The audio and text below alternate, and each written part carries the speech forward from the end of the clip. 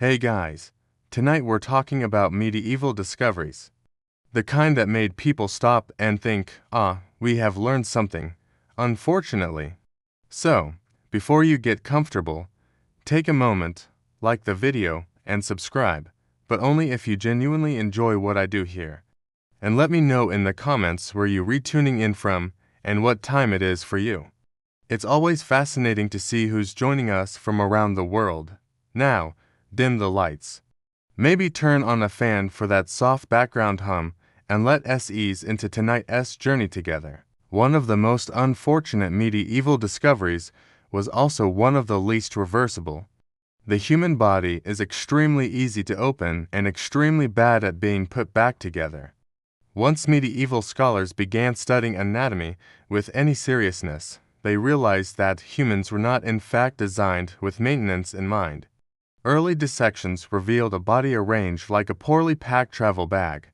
Organs were stacked tightly together, soaked in fluids no one could identify, all performing vital tasks that nobody understood.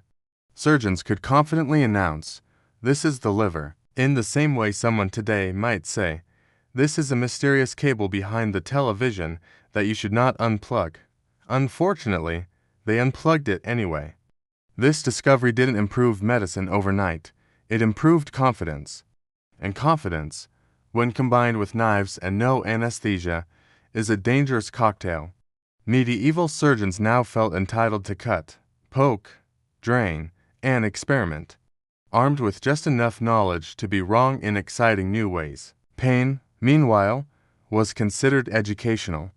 If the patient screamed, that meant they were still alive and paying attention. Anesthesia did not exist. Hygiene existed only as a rumor. Speed was the goal. Accuracy was optional. If the patient survived, the surgeon was praised. If the patient died, everyone nodded thoughtfully and said, "God works in mysterious ways," before scheduling the next procedure. The discovery also ruined comforting illusions. People learned just how thin the line between living and dying really was. A bad cut, a dirty blade, a curious apprentice who leaned in too close. Suddenly, the human body didn't look like a miracle. It looked like a sack of extremely important liquids under mild pressure. Worst of all, medieval Europe discovered that knowing where organs are does not mean knowing what to do with them. This did not slow anyone down. Instead, it encouraged further experimentation, more cutting, more notes, more regret. Ironically, this discovery laid the groundwork for modern medicine, but at the time, it mostly laid people flat. Knowledge arrived centuries before safety, ethics, or the revolutionary idea that maybe washing your hands was worth trying. The medieval world learned something profound and deeply unsettling. Humans are fragile, temporary, and poorly assembled. And instead of backing away slowly, they leaned closer, knife in hand, and said, "Inner nesting." Once medieval Europe learned how the human body was assembled, it immediately asked the next logical question, not how do we heal it, but how much of this can it take before it stops working? And thus began one of history's least necessary research projects, the precise measurement of human pain. Medieval authorities, physicians, and legal systems slowly discovered that pain was not random. It could be controlled, extended, applied in stages. You could hurt someone a little, a lot, or just enough to keep them conscious and regretting their decisions. This realization did not lead to compassion. It led to creativity. Punishment became experimental. Officials learned that breaking a bone was dramatic but inefficient. Crushing was effective but messy. Stretching worked wonderfully and left fewer visible marks. Every method was refined through trial, error, and an alarming amount of note-taking. The human body became a testing ground, and the results were shared widely. This wasn't medieval chaos, it was medieval optimization. Executioners and torturers weren't amateurs. They were trained professionals who knew exactly how to cause maximum suffering without accidentally killing the subject too early. Death was not the goal, the experience was. If someone died too fast, that was considered poor craftsmanship. pain also became educational. Confessions obtained under torture were considered reliable, which is fascinating because pain makes people say anything to make it stop. But logic was not the priority. Fear was. Authorities discovered that watching pain was just as effective as experiencing it. Public punishments taught entire crowds to behave without needing to punish everyone individually, and people watched enthusiastically. Markets shut down, families brought children. Snacks were consumed. Pain became a form of civic entertainment, carefully staged to remind everyone where power lived and how quickly it could visit them. What made this discovery especially tragic was its confidence. Medieval society didn't see this as cruelty. It saw it as order. Pain was proof of justice. Suffering was evidence that the system worked. If someone screamed, it meant the law was being enforced. The most unsettling part is that this knowledge stuck. Pain as a tool didn't vanish with the Middle Ages. It matured, it evolved, it learned to wear uniforms and speak calmly. The medieval world didn't just discover pain, it discovered how useful it was. And once that lesson was learned, it was never forgotten. At some point in the Middle Ages, people began noticing a deeply inconvenient pattern. Whenever one person got sick, other people nearby had the audacity to get sick as well. This was not subtle. Entire households fell ill, streets emptied. Villages developed the unsettling habit of coughing in unison. And slowly, reluctantly, medieval Europe made a discovery that would haunt it for centuries. Disease moves.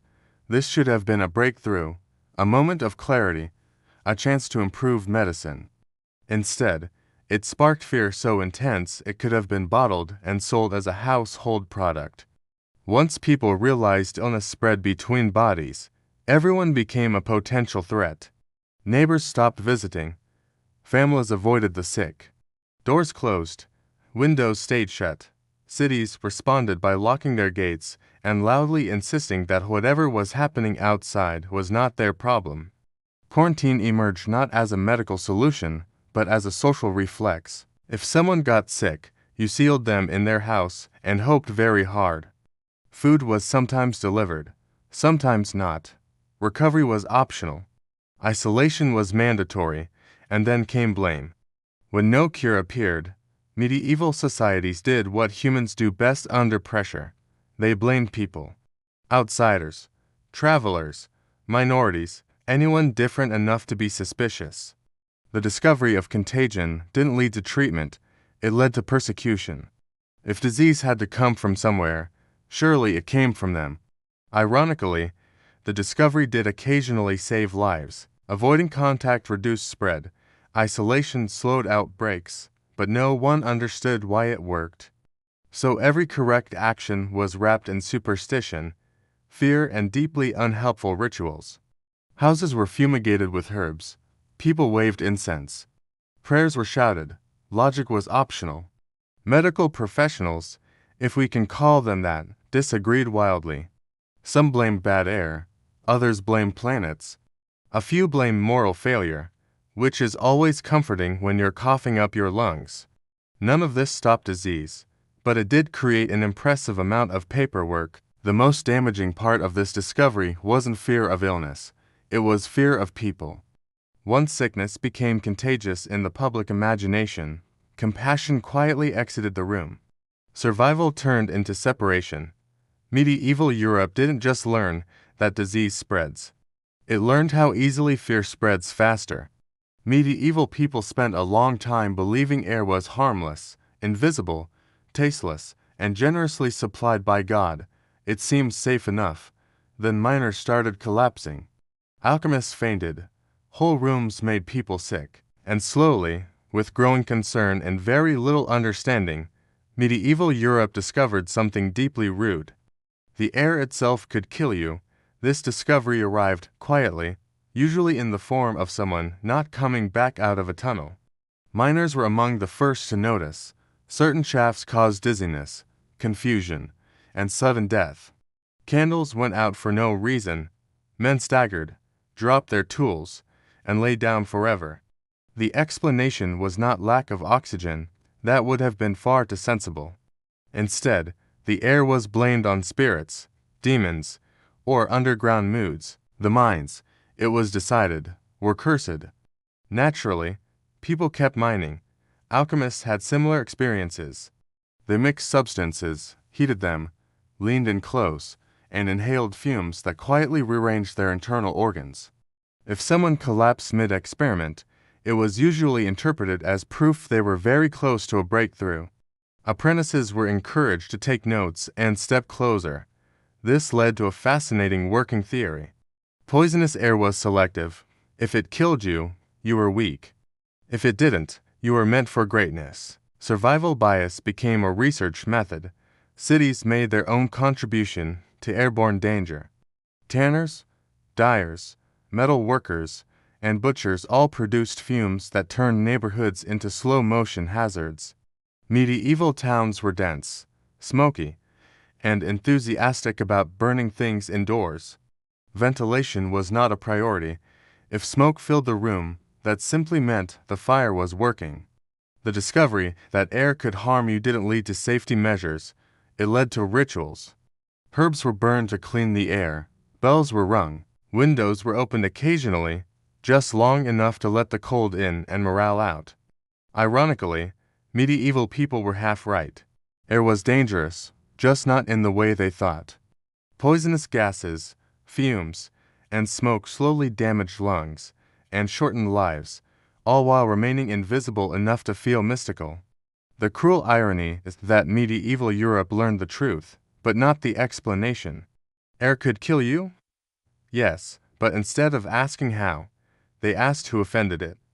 And once you believe the air itself is angry, there is very little you can do to negotiate with it. At some point in the Middle Ages, humanity made a bold decision to repeatedly handle, ingest, inhale, and admire mercury. Shiny, liquid, and mysterious, mercury looked magical. It flowed like water, reflected light like a mirror, and refused to behave like any metal people had ever seen. Naturally, medieval thinkers concluded it must be good for you. This was a mistake. Alchemy, medicine, and cosmetics all embraced mercury with unearned enthusiasm. Alchemists believed it was the key ingredient in transformation, the soul of metal itself. Physicians prescribed it for skin diseases, digestive problems, and conditions that did not need mercury anywhere near them. Some doctors even recommended rubbing it into wounds, which is impressive confidence considering wounds already had enough problems. Mercury became a medieval multi-tool. It was swallowed, smeared, inhaled, and worn. It was used to treat parasites, purify the body, and chase away illness. The fact that patients began trembling, drooling, losing teeth, and slowly losing their grip on reality was interpreted not as a warning sign, but as proof the treatment was working. The symptoms were unmistakable. Hands shook uncontrollably, speech slurred. Mood swings became dramatic.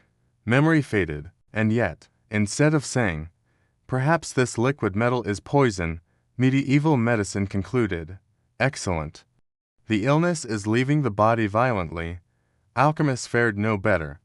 They heated mercury in enclosed spaces, inhaled the vapors, and wondered aloud why they felt dizzy, confused, and increasingly unwell. Apprentices collapsed. Masters died young. The response was not caution, it was curiosity. If mercury caused madness, perhaps madness was simply the price of knowledge. Even beauty culture got involved. Mercury compounds appeared in cosmetics, promising clear skin and eternal youth. They delivered pale faces, damaged nerves, and an unsettling tendency to stare into nothingness. But at least the complexion looked nice for a while. The tragedy is that mercury felt like progress. It was tangible, dramatic, and visibly active. It moved, it reacted, it seemed powerful. Medieval people mistook activity for healing. A mistake humanity has made many times since. The Middle Ages didn't just discover mercury. They discovered how confidently people can poison themselves when something sparkles just enough to feel important. After mercury, medieval Europe looked around and said, Surely we can't do worse than this. And then it discovered lead. Lead was soft, flexible, easy to shape, and stubbornly resistant to corrosion. In other words, it was perfect. To perfect, medieval craftsmen loved it. Plumbers loved it. Cooks loved it. Doctors loved it. Cosmetic makers loved it. If something needed to be held, poured, eaten from, painted with, or worn on the face, lead quietly volunteered. Lead pipes carried drinking water. Lead cups held wine. Lead plates served food. Lead glazes coated pottery. Lead powder whitened faces. Lead sheets lined roofs. It was everywhere, doing everything all at once. And at first, it seemed harmless. Then people started feeling off. Memory faded, mood shifted, judgment weakened. People grew irritable, confused, sluggish. Some became infertile. Others developed chronic pain or strange illnesses that no one could explain. This was inconvenient. But medieval medicine handled inconvenience very well by ignoring it completely. Instead of questioning lead, doctors blamed bad air, imbalanced humors, weak morals, or divine displeasure.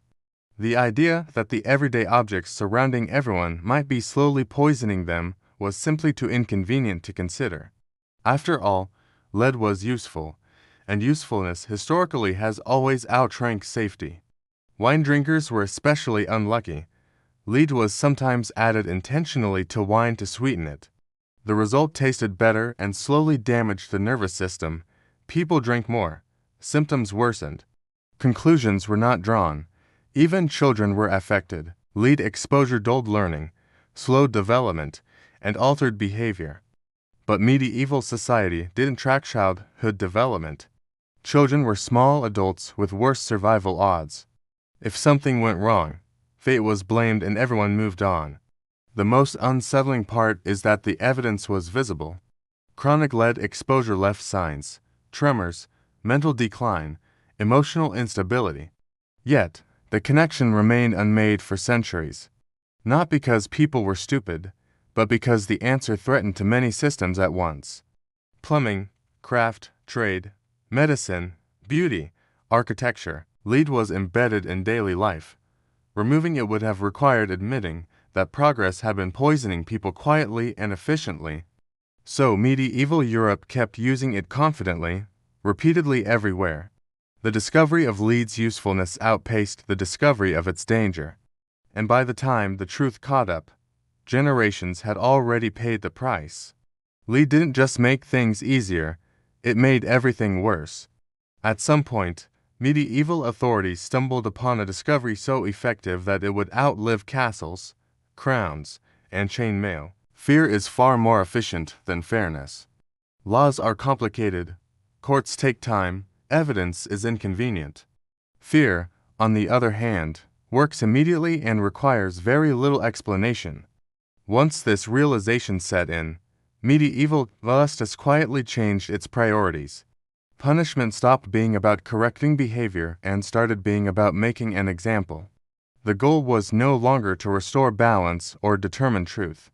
The goal was to ensure that everyone watching went home thinking, "I will never do whatever that person just did." Ideally, while slightly nauseous, public punishment became the cornerstone of order. Executions, floggings, mutilations, and humiliations were carefully staged in central squares where crowds could gather comfortably. Timing mattered. Market days were popular. Nothing reinforced obedience like combining errands with a vivid reminder of consequences. Authorities discovered that you didn't need to punish many people. You just needed to punish a few very visibly. Fear spread faster than any decree. People didn't need to know the law. They just needed to remember the sound someone made when it was enforced. Fairness, meanwhile, was optional. Trials were short. Evidence was flexible. Confessions were encouraged under conditions that strongly favored agreement. Guilt mattered less than impact. If the punishment frightened enough people, the system was considered successful. And the crowds, they came willingly. People watched. They whispered. They brought children. They laughed at the right moments and stayed silent at the wrong ones. Fear became communal. It bonded people together and shared relief that today, at least, it wasn't them. What made this discovery especially powerful was its simplicity. Fear didn't require literacy. It didn't require explanation. It bypassed reason entirely and went straight for the survival instinct. Medieval authorities didn't need citizens to understand the law, they just needed them to remember pain. This discovery didn't disappear with the Middle Ages, it matured. It learned to wear robes, uniforms, and official seals. It learned to speak calmly and call itself order. The medieval world didn't invent fear, but it discovered how useful it was. And once fear proved more effective than fairness, fairness quietly stopped being the priority. After medieval authorities discovered that fear worked, they made an even more disturbing discovery. People didn't just tolerate public punishment, they enjoyed it. And once that realization set in, humiliation became a feature, not a side effect.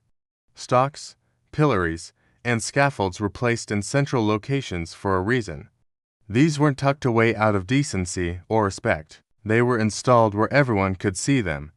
Markets, church squares, busy crossroads, the medieval equivalent of primetime television. The punishment itself was only half the experience. The crowd was the other half. People gathered early. They brought friends. They brought children. Vendors sold food nearby because nothing pairs better with civic discipline than a snack. The condemned wasn't just punished, they were displayed, labeled, mocked, reduced from person to lesson. Humiliation turned out to be incredibly efficient. Pain ended eventually, shame lingered. Being laughed at by your neighbors, spat on by strangers, and immortalized in local memory did something deeper than bruises ever could. Medieval society learned that destroying someone's dignity was often more effective than breaking their body, and the crowd participated eagerly. People shouted insults, they threw rotten food. They laughed at the correct moments. This wasn't chaos, it was structured cruelty. Everyone knew the rules. You laughed when expected. You looked serious when the punishment demanded gravity. It was community bonding through shared discomfort. What's especially unsettling is that public humiliation made spectators feel safe. Watching someone else suffer reassured the crowd that order still existed, that rules were enforced, that chaos was contained, preferably in wooden restraints at eye level. Authorities loved this discovery. Humiliation was cheap. It required no executioner's skill. It didn't even require lasting injury. All it needed was an audience willing to participate, and medieval Europe had plenty of those. The condemned were often left for hours, sometimes days, exposed to weather, insults, and the slow erosion of identity. By the time they were released, the punishment had already done its work. They didn't just leave hurt, they left remembered. The most uncomfortable truth is that this discovery never really vanished. Public shaming just evolved. The scaffolds disappeared. The crowds changed shape, but the appetite remained. Medieval Europe didn't just punish crime, it discovered that humiliation could be communal entertainment. And once society learned that lesson, it never fully unlearned it. Fire had always been useful. It cooked food, warmed hands, and kept medieval families from freezing into decorative statues. Then someone realized fire could do something else far more efficient. He erased entire cities, and once that discovery was made, it could not be unmade. Siege warfare changed overnight. Medieval engineers learned that fire didn't need to burn slowly in a hearth. It could be launched, thrown, smeared onto projectiles, and politely delivered over city walls.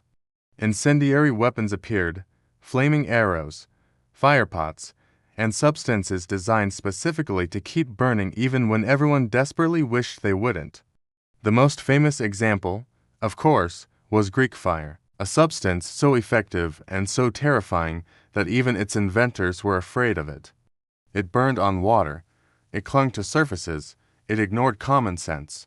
Once deployed, panic followed immediately because there was no reliable way to put it out. Water made it worse. Smothering sometimes worked, praying did not. Cities that had survived sieges for generations suddenly became flammable problems waiting to happen. Wooden buildings, thatched roofs, narrow streets, everything medieval towns loved was also perfect kindling. Fire spread faster than soldiers, faster than orders, faster than hope, and the psychological impact was immediate. People could fight swords, they could block arrows, they could even endure starvation, but fire bypassed courage entirely. It didn't care how brave you were.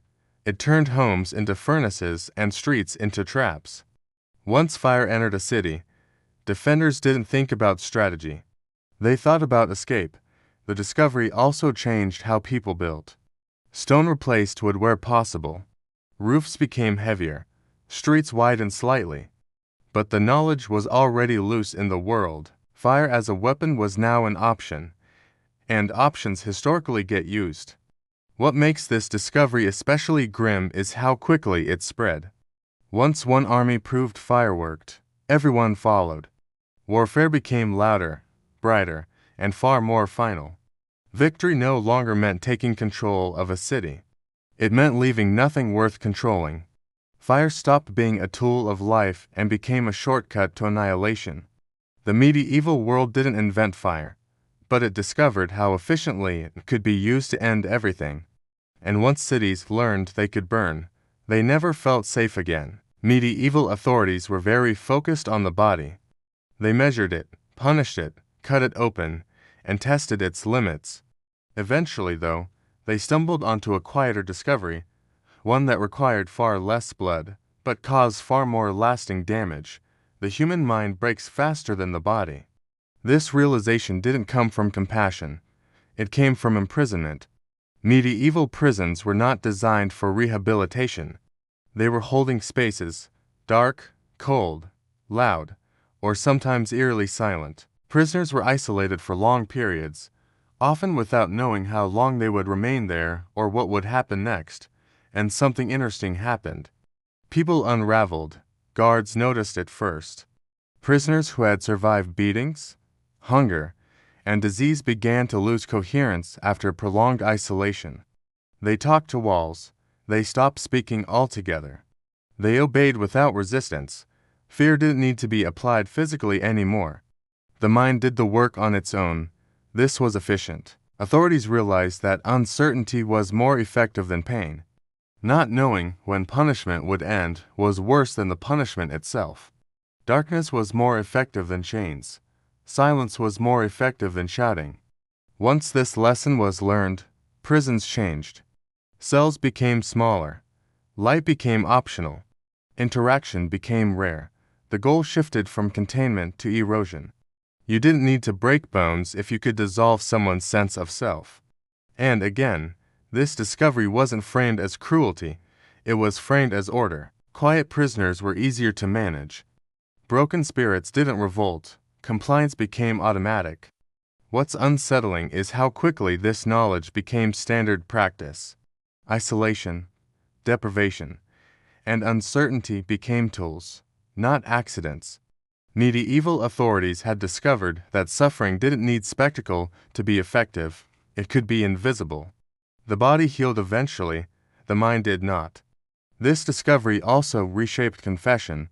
People subjected to prolonged uncertainty confessed just to end the waiting. Truth became irrelevant. Relief became the goal. The medieval world didn't understand psychology, but it understood results. It learned that fear could live inside a person without chains or whips. And once fear moved inside the mind, it became self-sustaining. That lesson would echo long after the Middle Ages ended. One of the most quietly dangerous medieval discoveries wasn't physical at all, it was psychological. Medieval Europe learned that belief itself could shape decisions more powerfully than evidence, and once that lesson sank in, reality became optional. Astrology is the clearest example. Medieval scholars discovered that people were remarkably willing to let stars make choices for them. Medical treatments were timed according to planetary alignments. Surgeries were delayed because Mars was angry. Kings postponed battles because Saturn was sulking. Even executions were scheduled to avoid unfavorable cosmic conditions, which is impressive considering the victim's opinion was never consulted. This discovery was powerful because it felt intellectual. Charts were drawn, tables were calculated, symbols were memorized. It looked like knowledge. And anything that looks like knowledge gains authority very quickly. Physicians leaned heavily into it.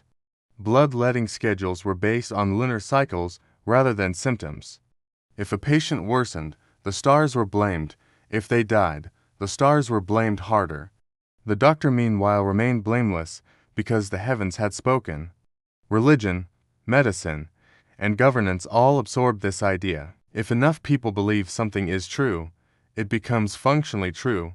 Actions follow belief, not evidence. And once belief controls action, correcting it becomes nearly impossible. This didn't just affect elites.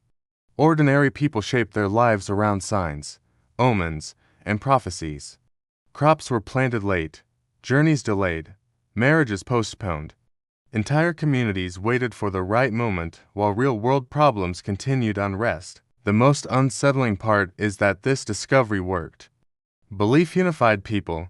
It gave chaos meaning. It explained failure without requiring uncomfortable reassessment. If something went wrong, it wasn't because decisions were bad. It was because the universe wanted it that way. That's an extremely comforting conclusion and extremely dangerous. Once belief outranks reality, evidence becomes suspicious. Skeptics become threats. Questioning stars feels like questioning order itself. Medieval Europe learned this lesson well, and it clung to it with remarkable enthusiasm. The Middle Ages didn't invent belief, but they discovered how easily it could replace thinking. And once belief gains authority, it doesn't need to be correct, it only needs to be shared. At some point in the medieval world, authorities stumbled onto a terrifying realization. You could control people without chains, swords, or fire. Ideas would do the job just fine. And once that truth surfaced, knowledge itself became a threat. Books were the first warning sign. Medieval Europe discovered that written ideas had a disturbing habit of surviving their authors. A dangerous thought could be copied, shared, read aloud, and repeated long after the original thinker was safely imprisoned, exiled, or dead. This made books uniquely unsettling. You couldn't interrogate them, you couldn't scare them, and they didn't forget what they said. So ideas became suspect. Texts that challenged religious doctrine, questioned authority, or proposed alternative explanations for the world were suddenly labeled dangerous, not incorrect, dangerous. The difference matters. An incorrect idea can be debated. A dangerous one must be destroyed. Thus began censorship, not as an abstract concept, but as a practical solution. Books were banned, manuscripts burned, libraries quietly lost certain volumes. Scholars were encouraged to copy approved texts and forget the rest ever existed. The irony is that this discovery only made forbidden ideas more powerful. People noticed which books disappeared. They whispered about missing texts. Curiosity spiked. If an idea was dangerous enough to be erased, it must have been important.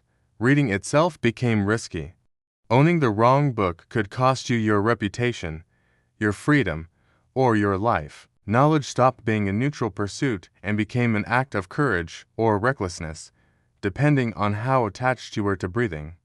What made this discovery especially effective was fear's subtlety. You didn't need to punish everyone. You punished a few very publicly, the rest learned to self-censor. Writers softened their language. Scholars avoided certain topics. Curiosity learned where the invisible lines were. The medieval world didn't ban thinking outright. It simply taught people which thoughts were safer not to have, and that lesson stuck once ideas are labeled dangerous. Questioning authority feels criminal. Imagination becomes suspicious. Progress slows not because no one can think, but because everyone is afraid to write it down. The Middle Ages didn't invent censorship, but they discovered how powerful it could be when paired with fear. And once knowledge learned it could get you killed, it learned to whisper. Medieval society eventually made another deeply unnecessary discovery. The human body remembers everything, not emotionally, physically.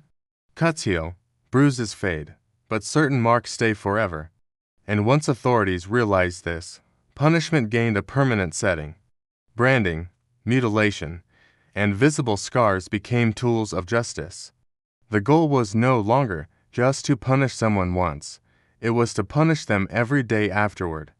A branded mark, a missing ear, a scarred face. These were living warnings, portable billboards announcing this person did something wrong. Ask no questions. This was efficient. Once marked, a person carried their sentence wherever they went. No prison required, no guards, no paperwork. Society itself became the enforcement mechanism. Shopkeepers refused service. Neighbors whispered. Strangers knew exactly how to treat you the moment they looked at your face or hands. The medieval world loved this solution.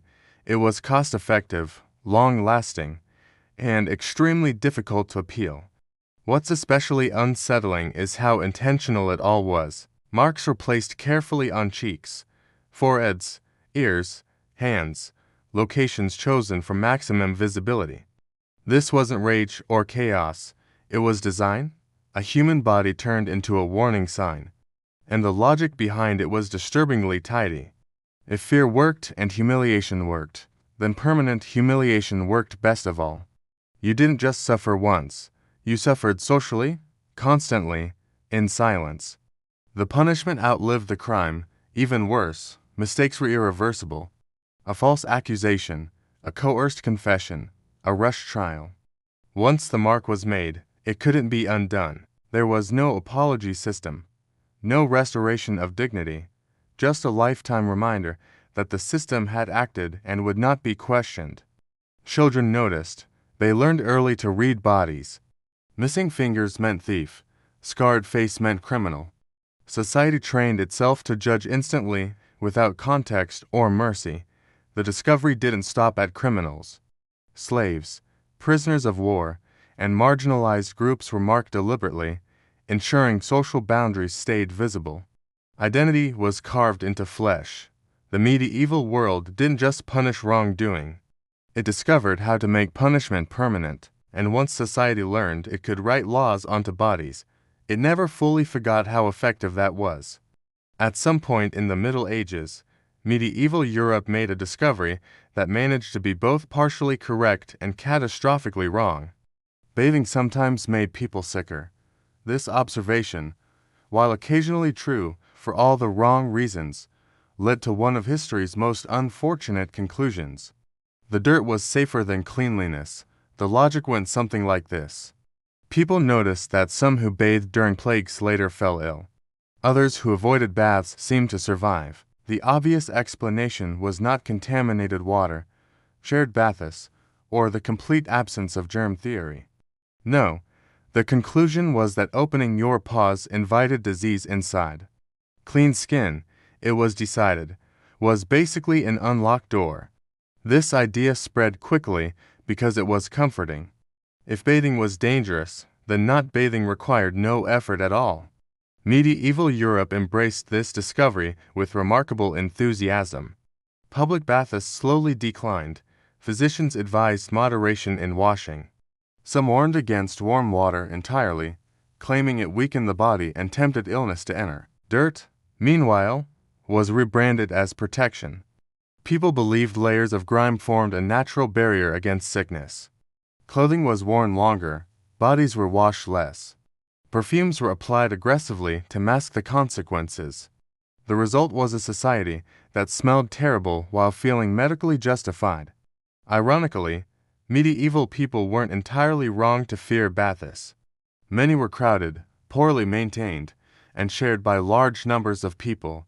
Infections spread easily. But instead of fixing sanitation, medieval society abandoned hygiene altogether. It was the equivalent of discovering your car has faulty brakes and deciding the safest solution is to stop driving forever. Physicians reinforced this thinking. Medical texts warned against excessive bathing, especially in winter. The body, they argued, needed balance, and apparently, that balance involved a persistent layer of sweat and regret. The discovery had long-lasting consequences. Poor hygiene worsened outbreaks. Skin infections thrived. Parasites flourished. Yet, every new illness only confirmed the belief that cleanliness was risky. The logic fed itself beautifully. The medieval world didn't reject hygiene because it hated cleanliness. It rejected it because it misunderstood cause and effect. And once society convinced itself that dirt was armor, it stopped looking for better answers. Content remained safely, confidently filthy. The final and most uncomfortable medieval discovery wasn't a substance, a method, or a technique. It was a realization that arrived slowly and was almost immediately ignored. Learning something does not mean you know what to do with it. Medieval Europe learned a lot. It learned how bodies work, how pain works, how fear spreads, how ideas travel, how air can kill, how fire can erase cities, how belief can override reality, and how humiliation can control crowds. This was not an ignorant society fumbling in the dark. It was a curious one, just a little too enthusiastic and several centuries too early for safety guidelines. The problem wasn't curiosity, the problem was direction. Discoveries arrived faster than ethics. Knowledge sprinted ahead while wisdom walked behind, occasionally stopping to tie its shoes. And instead of waiting, medieval society simply kept going. If something worked, it was used. If it controlled people, it was refined. If it caused suffering but maintained order, it was considered a success. This pattern repeated itself endlessly. New understanding appeared, authority grabbed it. The consequences were addressed later, if at all. And when harm became obvious, it was usually blamed on fate, God, or bad stars, never on the discovery itself. The medieval world didn't lack intelligence, it lacked restraint. And that's what makes these discoveries so unsettling. Many of them were necessary steps toward modern science, medicine, and governance. But they were taken without guardrails, without consent, and without the ability to undo mistakes. People became experiments. Cities became test sites. Suffering became data. What medieval Europe accidentally discovered was a universal rule. Knowledge amplifies whatever values already exist. In a compassionate system, it heals. In a fearful one, it punishes. In a rigid one, it controls. That lesson did not stay in the Middle Ages. It followed humanity forward into laboratories, governments, technologies, and institutions that still wrestle with the same question medieval people never quite answered. Just because we can, does that mean we should? The medieval world asked that question too late. And the cost of that delay is written all over history. Florence did not collapse in fire or riot, it thinned. The noise went first. Bells, once constant markers of birth, prayer, and death, rang less often, not because people stopped dying, but because there were too many deaths to announce. For a woman living behind shuttered windows in Florence, the silence was more frightening than screams. She noticed it in small ways. The absence of footsteps on stone streets at dawn. The way market cries faded, replaced by the occasional rattle of a cart carrying bodies wrapped in rough cloth. In letters sent to distant relatives, noble women wrote that the city felt hollowed out, as if its soul had slipped away quietly in the night. Homes that once held servants, children, and guests now echoed with only one or two voices, sometimes just one. Fear became domestic. It lived in kitchens and bedchambers, not on battlefields. Women scrubbed floors obsessively, burned herbs, aired linens in empty courtyards, all while knowing none of it offered real protection. They wrote of vinegar-soaked cloths held to the face, of rosemary hung above doors, of prayers whispered not with hope but with habit. Death was no longer shocking, it was expected. Servants began to disappear first. A maid complained of a headache and fever in the morning and was dead by nightfall. Many fled. Those who stayed often slept apart, afraid that loyalty would kill them. Noble women found themselves cooking, cleaning, and nursing. Tasks once delegated because there was no one left to do them. Social order did not fall apart dramatically, it simply evaporated. Outside, neighbors avoided one another's eyes, doors stayed shut.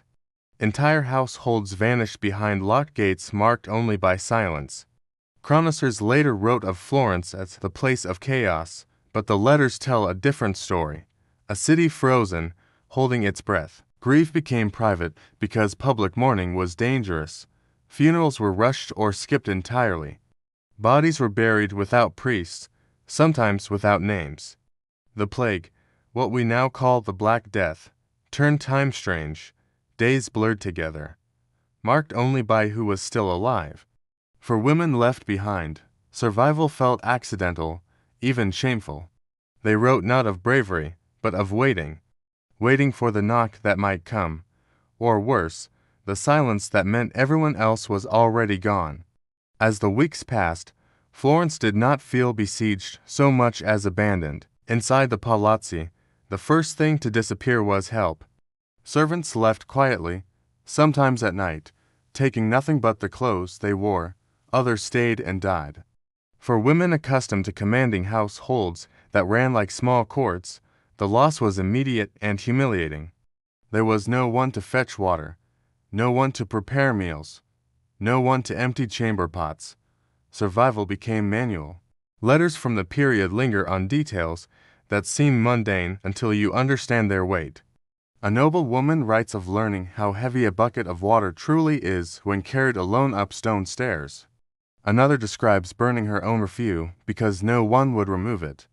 These were not metaphors, they were records of social collapse felt at arm's length. Class distinctions meant little when no one was left to enforce them. Food became uncertain. Markets opened sporadically, if at all. When they did, prices were absurd, and sellers stood far apart, faces half covered, hands shaking as coins changed ownership.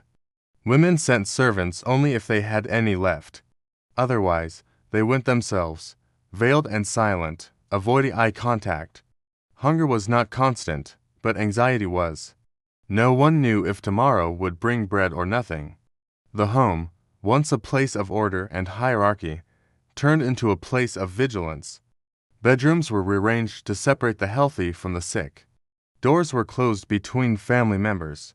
Mothers watched their children sleep, counting breaths. Wives listened to their husbands cough in the dark, calculating how long before they would be alone. Care became a gamble. To nurse was to risk dying. To withdraw was to live with the knowledge that you had chosen yourself. Even faith shifted shape. Women still prayed, but prayer lost its certainty. God no longer felt nearby or distant, just unpredictable. Some letters confess anger, others sound numb. Confession was postponed because priests were dead, fleeing, or overwhelmed. Sin felt irrelevant when death arrived without reason. Time inside these households stretched and warped. Days were measured not by meals or visits, but by symptoms: fever, swelling, blackened flesh. A household could be intact at sunrise and broken by nightfall. And when death came, there was often no one to witness it properly. No bells, no procession, just a body and the question of who would dare touch it.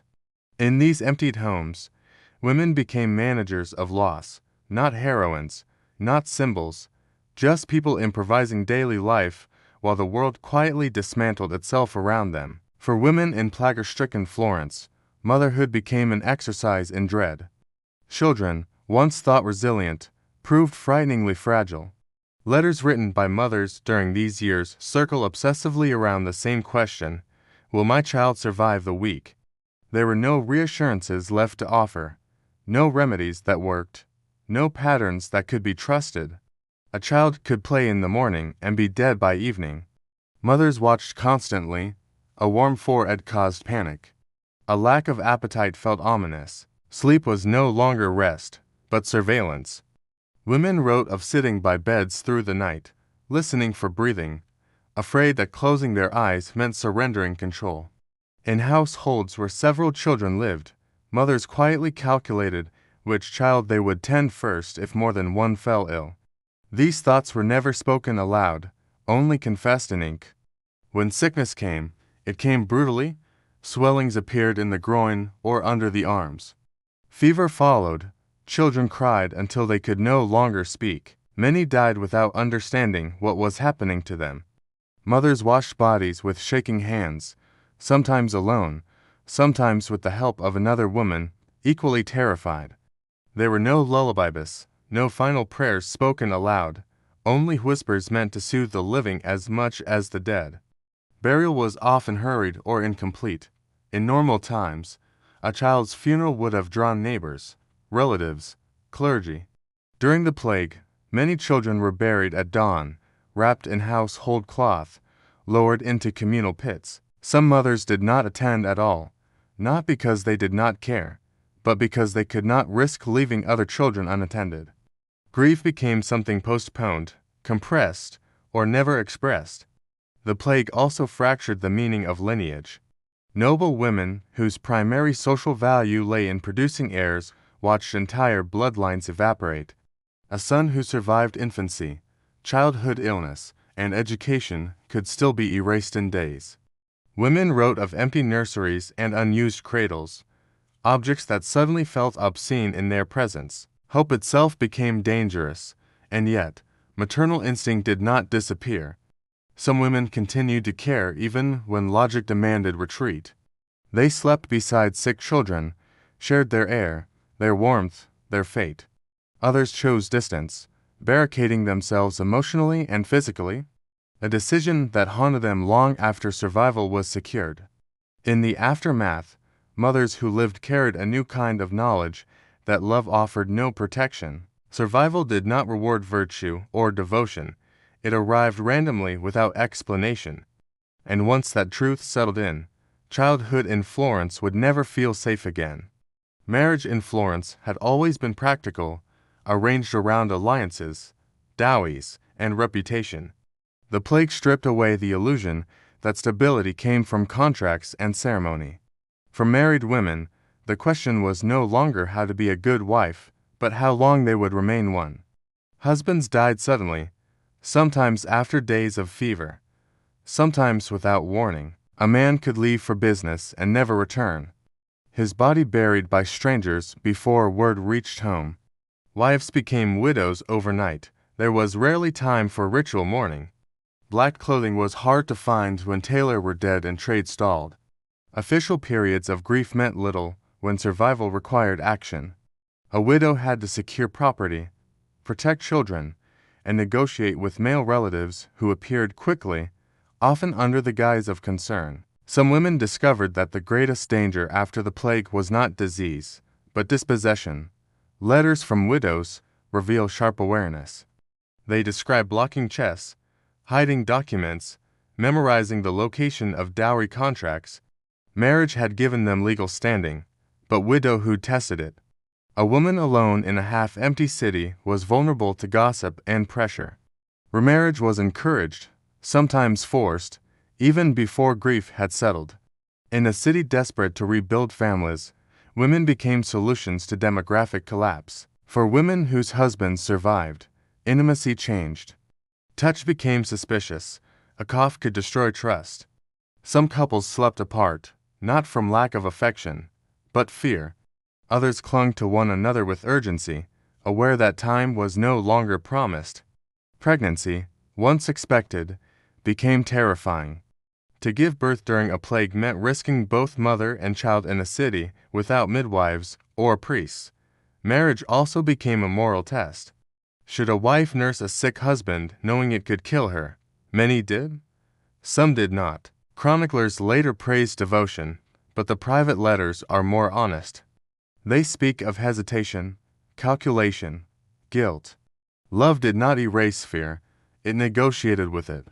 For unmarried women, the plague distorted prospects. Some found themselves suddenly valuable, young, healthy, and scarce. Others aged out of marriage entirely. As years of isolation passed, the plague rearranged desirability brutally and without sentiment. By the time the worst waves passed, marriage in Florence felt altered. It was no longer a promise of continuity, but a fragile agreement made in the presence of death. Women who survived learned that unions could dissolve without warning, leaving behind not closure, but unfinished conversations and empty beds. Before the plague, Faith in Florence structured daily life. Bells marked hours. Feast days broke routine. Confession offered release. During the plague, religion did not disappear, but it fractured. For women living through the constant presence of death, faith became uncertain, stripped of its warmth and predictability. God did not feel absent, he felt dangerous. Churches closed or limited entry. Priests died in alarming numbers. Many infected while administering last rites. Women wrote of watching clergymen refuse to enter homes, shouting prayers from doorways or windows. Confession was delayed or skipped entirely. Some feared dying without absolution more than dying itself. Others quietly wondered whether absolution still mattered. When death struck without moral logic, prayer shifted inward.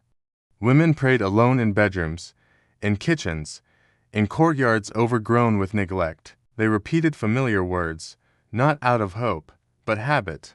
Some letters confessed doubt. If God was punishing Florence, why were children taken first? Why did the cruel survive while the gentle vanished? These questions were rarely voiced publicly, but they lingered privately, unresolved. Processions once central to Florentine piety became controversial. Some believed collective prayer would save the city, others feared crowds more than divine wrath. Women watched from windows as groups passed, flagellants beating themselves bloody, convinced pain might persuade heaven. For many women, these displays inspired not faith but exhaustion. Suffering already filled every corner of life. Ritualized agony offered no relief. Household shrines grew more important. Women lit candles before images of the Virgin, asking not for miracles, but for manageable outcomes.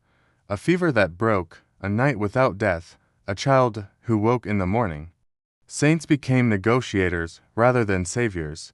Promises were made. Fasts, pilgrimages, donations if survival was granted. When prayers failed, guilt followed. Some women drifted into quiet fatalism. They continued rituals without expecting results. Faith became something endured rather than embraced.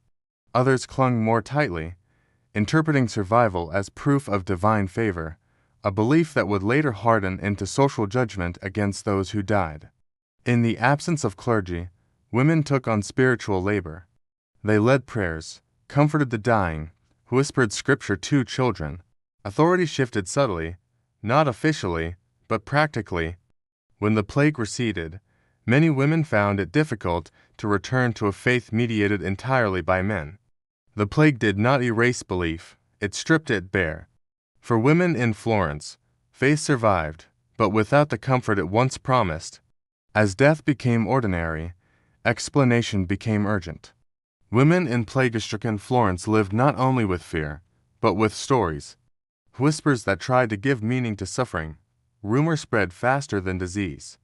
In the absence of certainty, blame filled the void. Women heard it first in kitchens, from the few servants who remained, from neighbors shouting across narrow streets. The plague came from bad air, from poisoned wells, from foreigners, from Jews, from women who practiced improper medicine, from sinners. Each version offered the same false comfort that someone could be held responsible. If blame could be assigned, perhaps safety could be reclaimed. Isolation intensified suspicion. Families sealed themselves off, watching others from behind shutters. A woman coughing in the street might be avoided for days afterward. A household that burned too many herbs or washed too obsessively attracted attention. Survival itself became suspicious. Women who lived while others died were sometimes accused quietly of having done something wrong or something forbidden. Midwives and healers, many of them women, became targets. They were consulted desperately and then blamed when remedies failed. Some were accused of spreading the plague intentionally. Others were simply abandoned. Women learned quickly that visibility was dangerous. To draw attention was to invite scrutiny, and scrutiny during the plague could turn lethal. Rumor also crept into households. Mothers wondered if their children's illnesses had been caused by a neighbor's envy. Wives questioned whether servants carried disease intentionally. Trust eroded even where affection remained. Letters from the period reveal a painful self-awareness. Women knew these thoughts were irrational, yet fear made them persuasive. Blame did not remain abstract. In some parts of Italy, violence followed. Florence avoided the worst outbreaks of mass persecution, but tension simmered. Women wrote of locking doors earlier, avoiding windows, instructing children not to speak to strangers. The city felt hostile, even to those who had lived in it all their lives. Isolation also bred guilt. Women who fled to countryside villas wondered if they had condemned those left behind. Those who stayed felt abandoned. Survival choices hardened into moral judgments that lingered long after the plague eased. In the end, rumor did not explain the disease, it explained fear. For women, navigating this landscape required constant self-censorship. What to say, where to go, how to appear harmless. The plague threatened bodies, but suspicion threatened social survival. And for many women, that second danger proved just as exhausting as the first.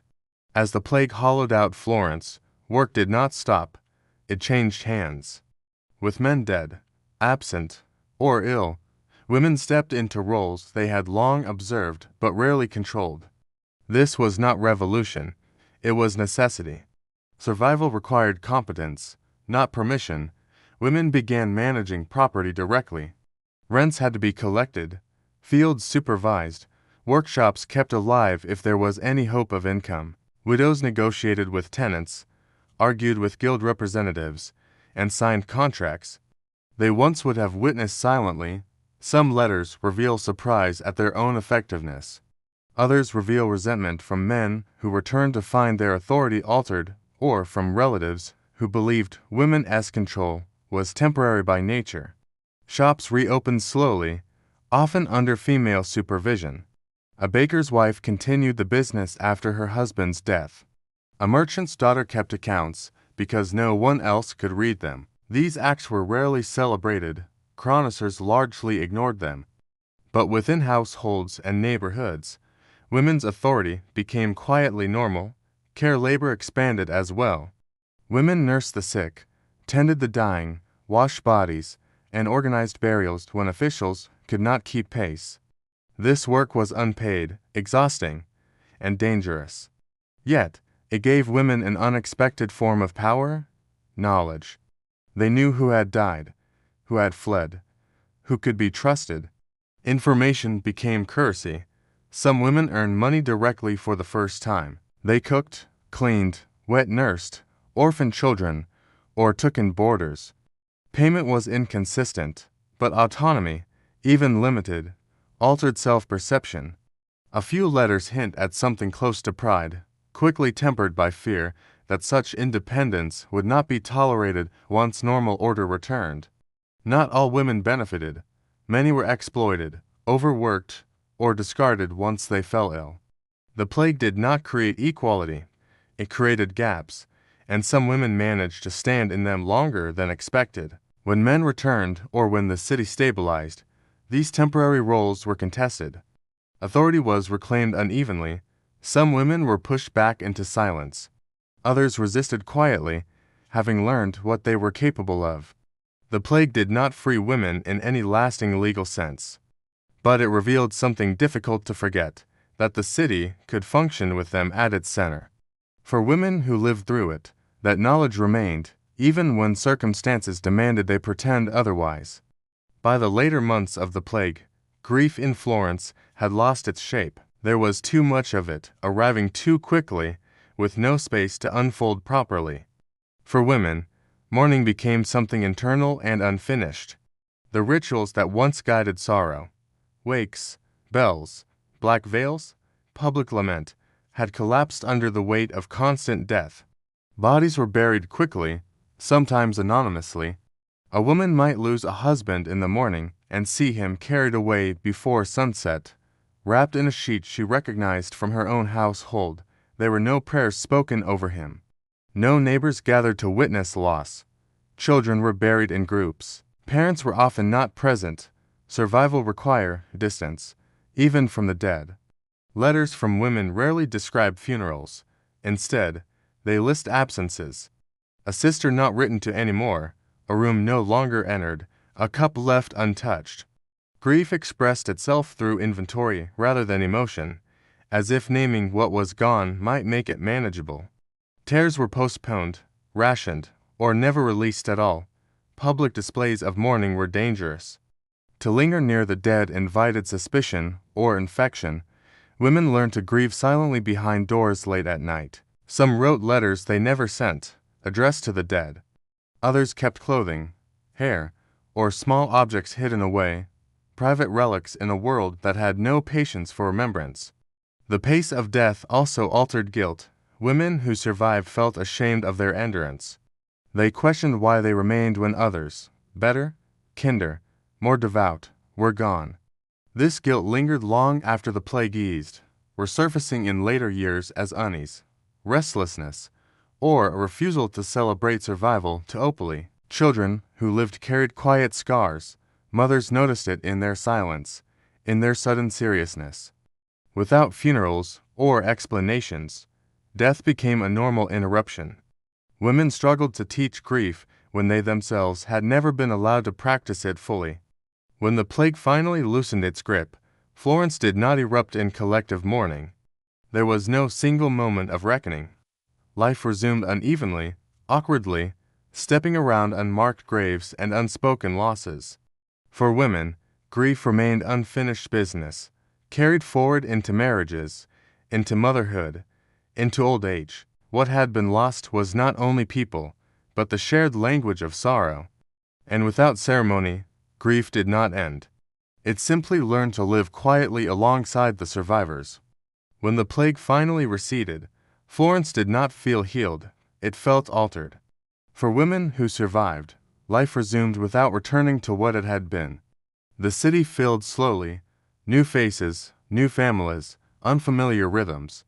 But memory lingered everywhere. Survival was not a triumph, it was a condition. Women wrote that joy felt suspicious, laughter came cautiously, followed by guilt. To plan for the future felt dangerous, as if expectation itself tempted disaster. Many avoided attachment, having learned how easily it could be erased. Love continued, but with restraint. Hope existed, but it was measured. Homes were repopulated unevenly. Some women found themselves suddenly surrounded by orphans, taken in out of duty or compassion. Others lived alone for years, unable or unwilling to remarry. Widowhood, once temporary, became permanent for many. Society urged rebuilding, but grief resisted scheduling. Marriage contracts resumed, children were born, churches reopened, yet women noticed how quickly the city wanted to forget. The dead were rarely named publicly, mass graves were left undisturbed. Official chronicles spoke of numbers, not lives. Women who had counted survival day by day felt this erasure sharply. They remembered names, faces, rooms emptied suddenly. Some women carried forward new authority quietly. They continued managing finances, directing households, making decisions without asking. Others were pushed back into obedience, but did not forget the months when survival depended on their judgment alone. That knowledge reshaped self-understanding, even when it could not reshape law. Faith returned to routine, but belief remained altered. Prayer no longer promised protection, it offered continuity. Women taught children rituals with less certainty, more humility. God was no longer explained easily, he was endured. The plague also left a legacy of fear that never fully faded. Coughs were watched, fevers feared. Isolation returned quickly at any rumor of sickness. Women passed down habits born of trauma, airing rooms obsessively, separating the sick, keeping food stores fuller than necessary. Survival techniques became tradition. In the end, the greatest change was internal. Women who lived through the plague learned that order was fragile, authority temporary, and meaning negotiable. They did not become hardened, but they became alert. The world had proven it could dissolve quietly, without warning. Life continued in Florence, but for women who remembered, it was no longer assumed. It was observed, protected, and never entirely trusted again. In many ancient royal courts, marriage was not a private arrangement or even a political strategy. It was a sacred act meant to stabilize the universe. Rulers were not merely leaders of people, they were vessels of divine power.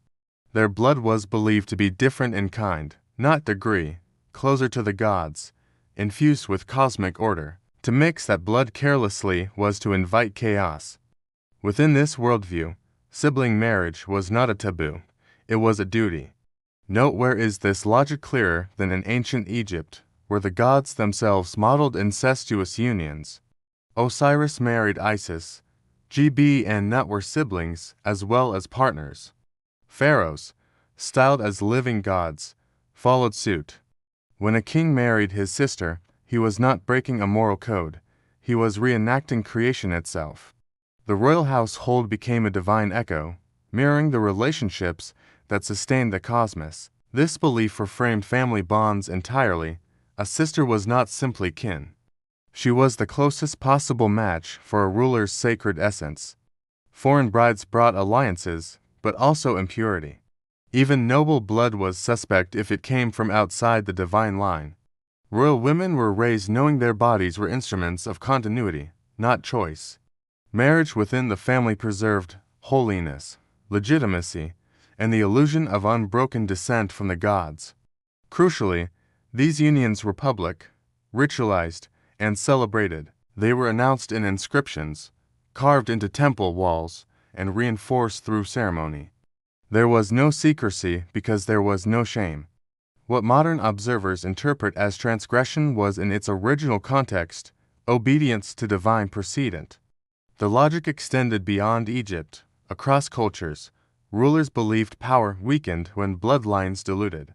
Royal incest was framed as containment, a way to keep sacred force concentrated. The ruler's body became a boundary. Inside it lay divine order, outside it lay unpredictability. Of course, this ideology was fragile. It required constant reinforcement through myth, ritual, and spectacle.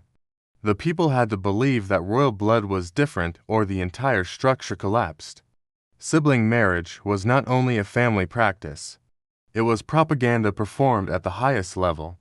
By sanctifying incest, ancient rulers transformed biology into theology.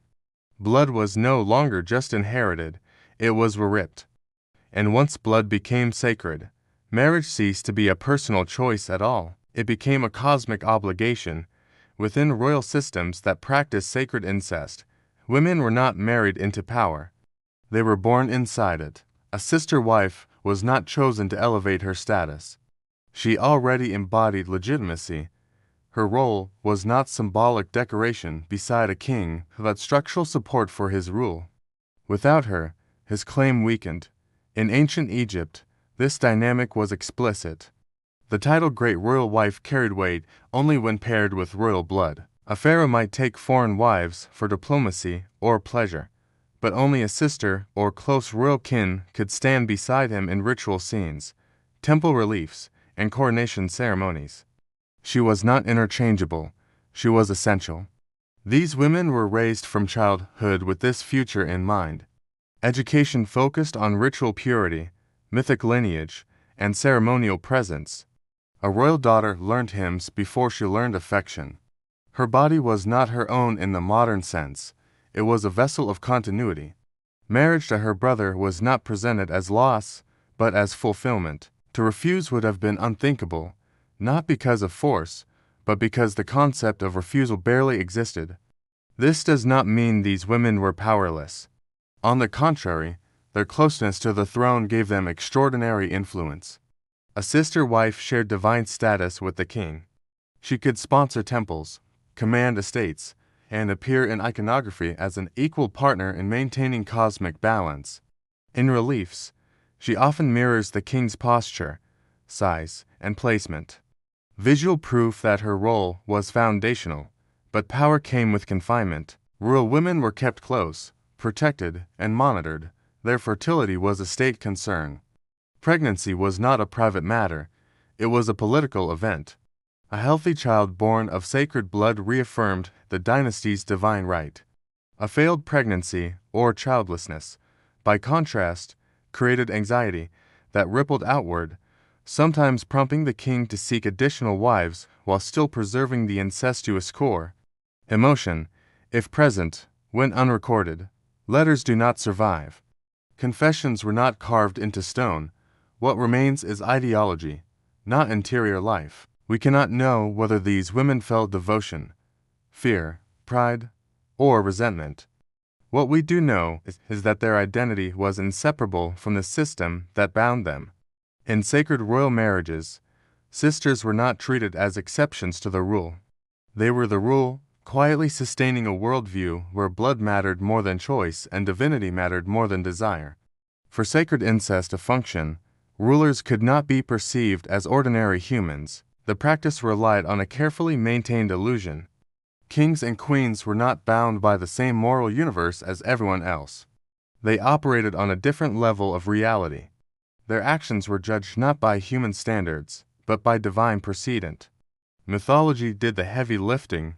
Across cultures, the gods themselves married within their own families. Their story was not romantic, it was corrective. The incestuous bond restored balance to the world. When pharaohs followed this model, they were not copying scandal, they were reenacting salvation. This separation between divine and human morality was essential. Laws prohibiting incest often existed for common people, while being explicitly exempted for royalty. What would be sinful, corrupt, or monstrous in ordinary life became sacred when performed by those believed to carry divine essence. The same act could be both forbidden and holy, depending entirely on who committed it. Ritual reinforced this divide. Sacred marriages were staged in temples accompanied by offerings, chants, and symbols of renewal. These unions were presented as cosmic events, not private arrangements. By surrounding incest with ceremony, rulers transformed discomfort into reverence. The people were taught not to question, but to witness. Language mattered as well. Inscriptions avoided personal terms like husband or wife and instead emphasized roles. Divine consort, sister of the god, she who unites the two lands. These titles dissolved individual identity into function. The marriage existed not between two people, but between principles. The success of this system depended on distance. Ordinary people rarely saw the royal couple outside controlled settings. Mystery preserved authority. The less known about the private realities of royal life, the easier it was to maintain the illusion that these figures were something other than human. Over time, however, cracks appeared. Foreign observers were often disturbed by royal incest, describing it as excess or degeneration rather than holiness. Even within societies that practiced it, later generations sometimes reinterpreted the tradition as symbolic rather than literal, a sign that belief was weakening. Sacred incest survived only as long as rulers could convincingly claim divine status. Once kings were seen as merely powerful men, the practice lost its shield. Without gods to justify it, incest became what it had always been for everyone else, a line not meant to be crossed. Far from the Nile, the logic of sacred incest reappeared in the high Andes, shaped by different gods, but strikingly similar beliefs. In the Inca Empire, the ruling family claimed direct descent from the sun god Ini. The Sapa Inca was not merely chosen by the gods. He was their living embodiment, and like the sun itself, his blood was not meant to mix freely with the world below. To preserve this divine lineage, Inca rulers often married their sisters. The principal wife, known as the Koya, was ideally a full sister of the emperor. This was not a marginal practice, it was central to legitimacy. A ruler without a sister wife risked appearing incomplete. His connection to Ini diluted through incestuous marriage. The royal couple symbolized the union of celestial forces that sustained the empire. Unlike in Egypt, where ideology was carved into stone, Inca beliefs were preserved through oral tradition and ritual performance. Sacred marriage was enacted in festivals, offerings, and seasonal rites tied to agriculture and solar cycles. The royal couple's union was believed to ensure fertility not just of heirs, but of the land itself. Crops, weather, and political stability were all thought to depend on the purity of the ruling bloodline. The Koya's role was substantial. She controlled her own estates, commanded attendance, and acted as a political and religious authority in her own right. In some cases, she governed regions or influenced succession. Her status derived precisely from her closeness of blood. She was not elevated despite incest. She was elevated because of it. Yet, this system carried tension. The Inca also practiced polygamy, and rulers fathered children with women outside the sacred line. This created a hierarchy among offspring. Only children born of the sister wife held the strongest claim, others were legitimate but lesser. Succession disputes were common, revealing the fragility beneath the theology. When the Spanish arrived, they were horrified by royal incest, interpreting it as moral corruption rather than sacred duty.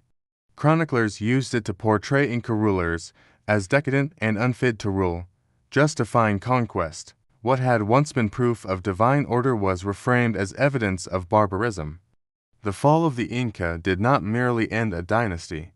It collapsed a worldview in which incest was not transgression, but cosmology. A marriage meant to keep the son itself loyal to the empire. If sacred incest in Egypt began as theology under the Ptolemaic kingdom, it became performance. The Ptolemies were not native Egyptians. They were Macedonian Greeks who inherited Egypt after Alexander's conquest. Their problem was legitimacy. They ruled a land whose kings were expected to be gods, yet their blood came from elsewhere. Incest for them was not tradition inherited, it was tradition adopted.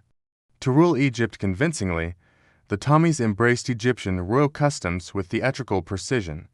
Chief among them was sibling marriage. Brother married sister, not out of ancestral habit, but political necessity. By copying the pharaohs, they attempted to transform foreign blood into sacred blood through ritual repetition. Incest became a costume worn to appear divine. This was not subtle. Royal propaganda emphasized sibling unions relentlessly. Coins, statues, and temple inscriptions presented brother-sister pairs as cosmic equals. Greek discomfort with incest was quietly overridden by Egyptian religious expectations. What mattered was not belief but acceptance. If the people recognized the pattern, legitimacy followed. The most famous example is Cleopatra III, who married not one but two of her brothers in succession. These marriages were political formalities, not personal partnerships, but their symbolism mattered. Cleopatra understood that power in Egypt required mythic framing. To rule as queen, she had to appear not as a Greek monarch, but as Isis reborn, paired with a divine brother. Yet the Ptolemies also reveal the limits of sacred incest. Unlike earlier pharaohs, they lived in a world that increasingly questioned divine kingship. Greek observers recorded these marriages with fascination and unease. Roman writers mocked them as decadent and perverse. Incest, once unquestioned within sacred systems, became a point of scandal when viewed through foreign moral frameworks. Internally, the results were unstable. Sibling marriages did not prevent rivalry, they intensified it. Brothers and sisters raised as potential spouses were also raised as potential enemies. The palace became a place of paranoia where intimacy and threat coexisted. Murders, poisonings, and betrayals followed with grim regularity. By the late Ptolemaic period, incest no longer guaranteed legitimacy. It signaled desperation, an attempt to cling to divine imagery as political reality shifted. When Rome absorbed Egypt, sacred marriage collapsed along with the dynasty. The Ptolemies proved that incest alone did not make rulers divine. It only worked when belief remained intact. Once faith in sacred kingship faltered, the ritual lost its power and became something else entirely. In the ancient Iranian world, the idea that closeness of blood could strengthen cosmic order took a different but related form. Under the Achaemenid Empire, royal marriage was shaped by Zoroastrian concepts of purity, lineage, and harmony between the human and divine realms. Here, incest was not always enacted in the same visible ceremonial way as in Egypt or the Andes, but it was theorized, justified, and in some elite contexts practiced. Persian royal ideology emphasized right order, the belief that the universe functioned properly only when each element remained in its correct place. Bloodlines were part of this order. Marriage within the family was sometimes presented as a way to preserve moral and cosmic alignment, preventing corruption from entering sacred lines. Greek observers writing centuries later describe Persian kings marrying sisters or close kin often with a tone of disbelief and condemnation. Whether every account is accurate matters less than the fact that the practice was plausible within Persian ideology. Unlike Egyptian pharaohs, Persian kings did not usually present themselves as gods. Instead, they ruled with divine favor. This distinction mattered. Incest was framed less as imitation of gods and more as obedience to a cosmic structure designed by them. The king did not become divine through marriage. He preserved divine order through correct lineage. This created a moral double standard. Practices acceptable or even praised within royal or priestly circles were forbidden to ordinary people. Kinship rules bent upward, never downward. The closer one stood to power, the more flexible morality became. Sacred incest was not a universal command. It was an elite privilege justified by proximity to the divine. Persian royal women, like their Egyptian counterparts, were instruments of continuity. Their marriages secured alliances within the dynasty, reduced external influence, and reinforced legitimacy. But the system also bred instability. Rival branches of the family competed fiercely. Succession crises were common, and accusations of illegitimacy carried enormous weight. When blood defined authority, genealogy became a battlefield. Foreign observers seized on these practices as evidence of decadence. Greek writers used Persian incest narratives to contrast Eastern corruption with supposed Greek restraint. These accounts tell us as much about Greek anxieties as Persian realities. Still, they mark an important shift. Sacred incest was no longer universally intelligible. It required explanation, defense, and increasingly denial. In Persia, as elsewhere, incest survived only while cosmic order felt convincing. As empires fractured and belief systems shifted, sacred kinship began to look less like obedience to divine law and more like an excess of power protecting itself from the outside world. Sacred incest did not belong only to ancient empires with stone temples and written law. It also emerged in island societies where power rested on genealogy rather than bureaucracy. In Kingdom of Hawaii, royal incest reached one of its most explicit and ideologically refined forms. Here, closeness of blood did not merely preserve power, it amplified it. Hawaiian rulers, the Ali, were ranked according to the purity of their ancestry. The closer one's parents were related, the higher one's spiritual power known as mana. A child born of a brother-sister union possessed extraordinary sacred authority, far surpassing that of rulers born from more distant unions. Incest was not hidden, it was revered. These unions were not romanticized, they were calculated. A high-ranking chief might marry his sister precisely to produce a child whose manner was so concentrated that commoners were required to prostrate themselves in his presence. To stand upright before such a ruler could be punishable by death. Sacred blood created physical hierarchy. Royal women were central to this system. A high-ranking sister was not a passive bride. She was the source of legitimacy. Without her, a ruler's offspring would be spiritually weaker regardless of political strength. In some cases, the woman's rank exceeded that of her brother, making her the dominant conduit of sacred power. Marriage followed status, not gender. As in other cultures, incest was tightly restricted to the elite.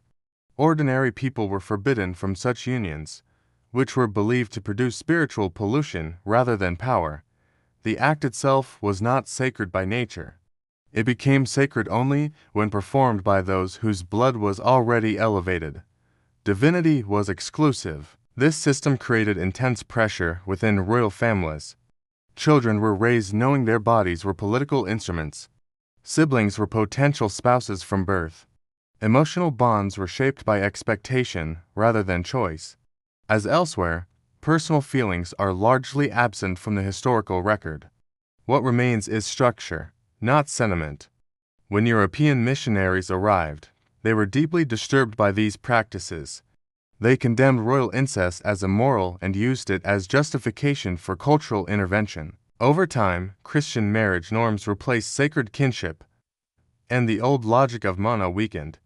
Yet, the Hawaiian case makes something clear. Sacred incest was not a misunderstanding or deviation. It was a coherent system. Blood was power. Closeness intensified it, and rulers across the world separated by oceans arrived at the same conclusion independently, that to rule like gods, one had to marry like gods. This was not ignorance. It was ideology carried to its most extreme and revealing conclusion. Sacred incest was built on a fragile promise that blood kept pure would preserve power indefinitely. But across cultures, this promise began to fail, not suddenly, but visibly. Dynasties weakened, bodies failed, succession crises multiplied. What had once been framed as divine order started producing very human consequences. In royal families that practiced incest for generations, physical and psychological problems became harder to ignore. Chronic illness, infertility, early death, and unstable behavior appeared with unsettling frequency. Ancient people did not understand genetics, but they understood patterns. When sacred unions repeatedly produced weak heirs, belief began to strain. The gods were no longer cooperating. This created a dangerous contradiction. If royal blood was divine, failure should have been impossible. Each sickly child threatened the entire worldview. To explain this, courts blamed curses, impurity, improper ritual, or divine anger. Anything except the system itself. The solution was rarely abandonment. More often, it was escalation, stricter ritual, closer kinship, greater isolation. Power doubled down on the very practice that undermined it. Succession exposed the system's brittleness. When legitimacy depended on purity of blood, even slight genealogical ambiguity could spark violence. Brothers killed brothers. Sisters plotted against sisters. Courts turned inward, obsessed with lineage rather than governance. Incest meant to concentrate authority often concentrated paranoia instead, for in contact accelerated collapse. As empires expanded or encountered outsiders, sacred incest became increasingly difficult to defend. Diplomacy required marriage alliances beyond the family. New belief systems questioned divine kingship altogether. Observers from other cultures labeled incestuous dynasties decadent, degenerate, or cursed. What had once inspired awe now invited contempt. In some societies, incest quietly faded. Sibling marriage was reinterpreted as symbolic rather than literal. In others, it ended abruptly with conquest or religious conversion. Christianity, Islam, and later European legal systems rejected the idea that rulers occupied a separate moral universe. Kings were no longer gods. Without divinity, incest lost its justification. The fall of sacred incest did not happen because people suddenly became more moral. It happened because belief shifted. Power was redefined. Authority moved from blood to law, from ritual to institutions. When that happened, incest transformed overnight from holy necessity to unthinkable violation. What remained was discomfort. Later chroniclers struggled to explain why such practices ever existed.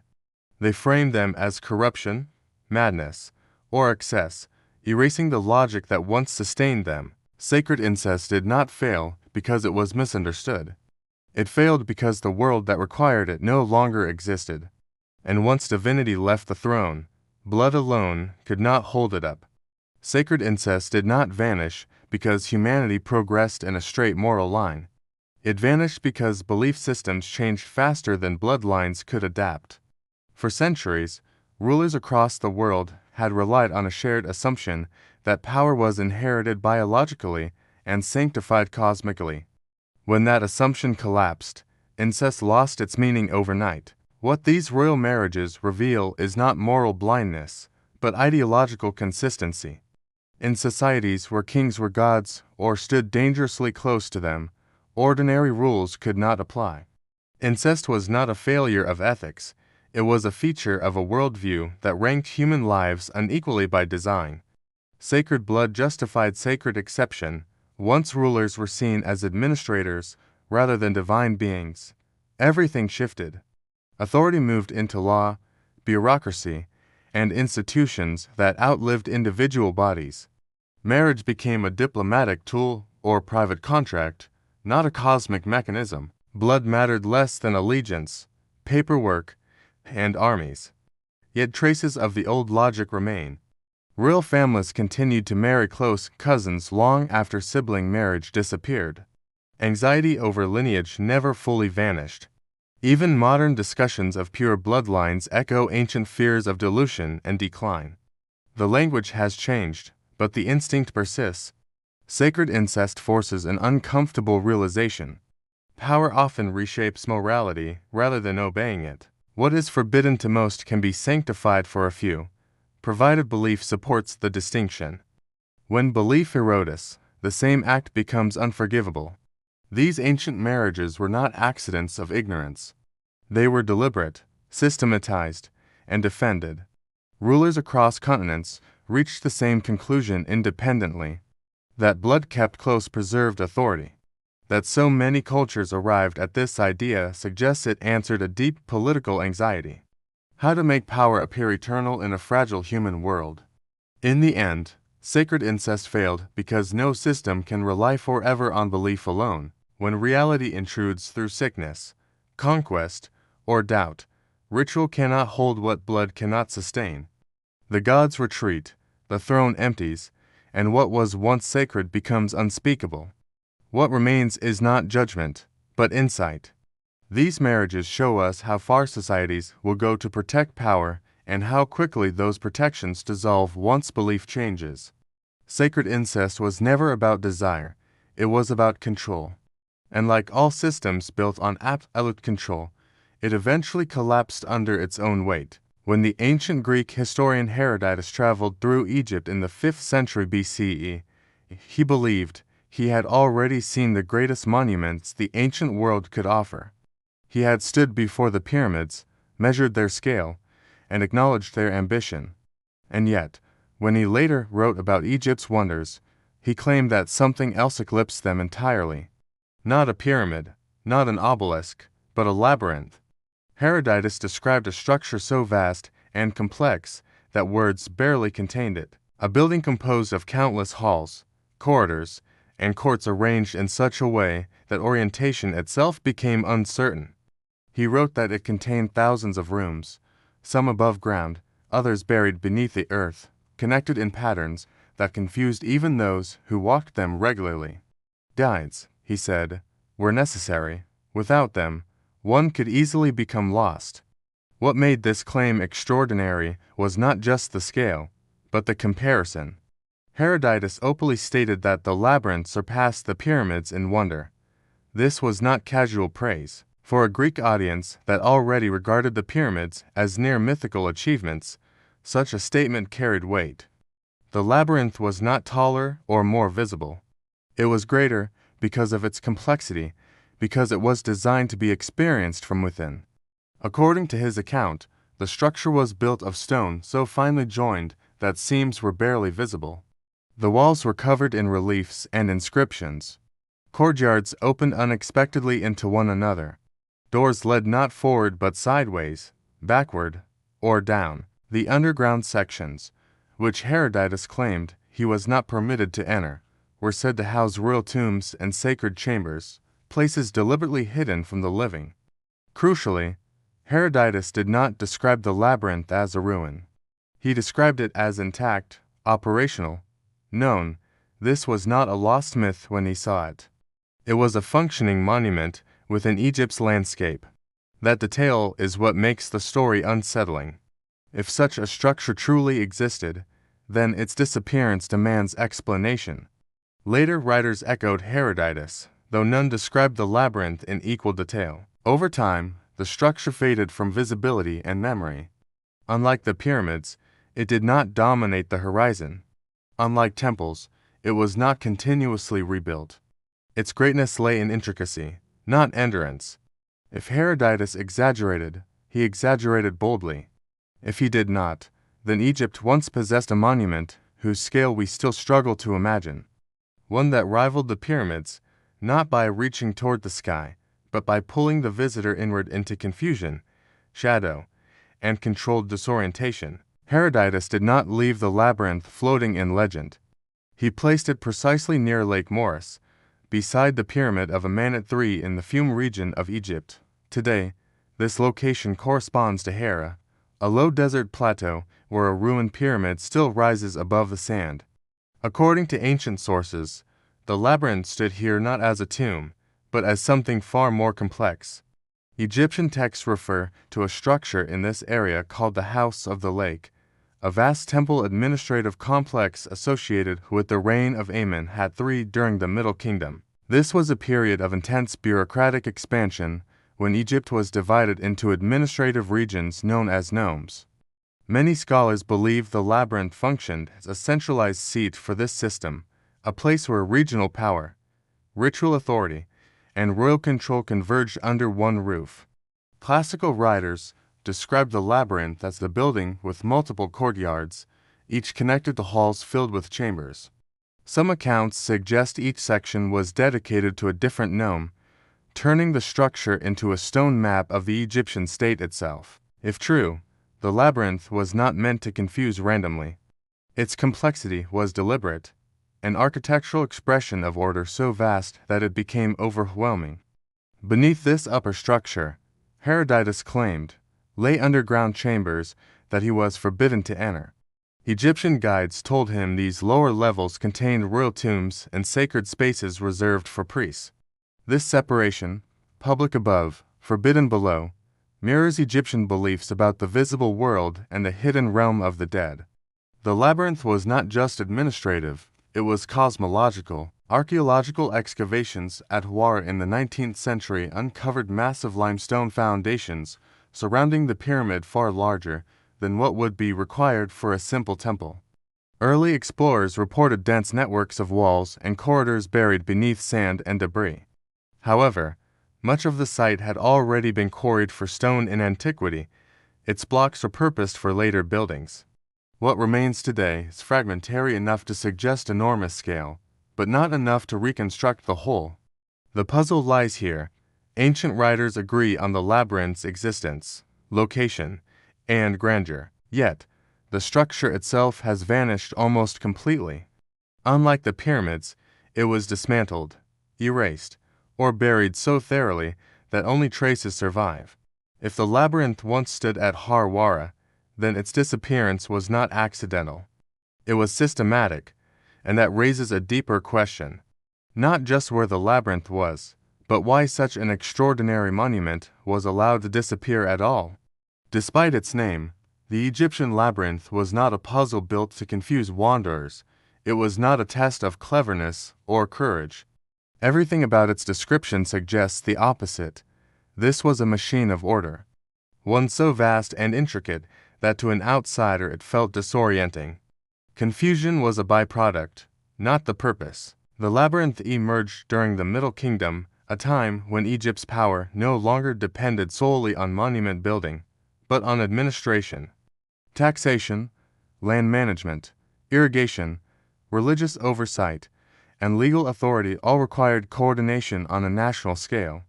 The labyrinth appears to have been designed to embody that system physically. Stone corridors replaced papyrus records. Architecture replaced bureaucracy. Ancient accounts describe repeated patterns. Halls opening into halls, courts mirrored by other courts. This repetition was not decorative. It reflected how Egypt was organized. Nomes balanced against one another, priests balanced against officials, local authority balanced against royal power. The labyrinth did not hide chaos, it contained it. Movement through the structure was likely controlled. Certain routes were public, others restricted. Doors were not simply entrances, but filters. To pass through the labyrinth was to experience hierarchy firsthand. Where you could go depended on who you were. A visiting official might be guided through specific halls. A priest might descend into spaces barred to everyone else. The building enforced order without speaking a word.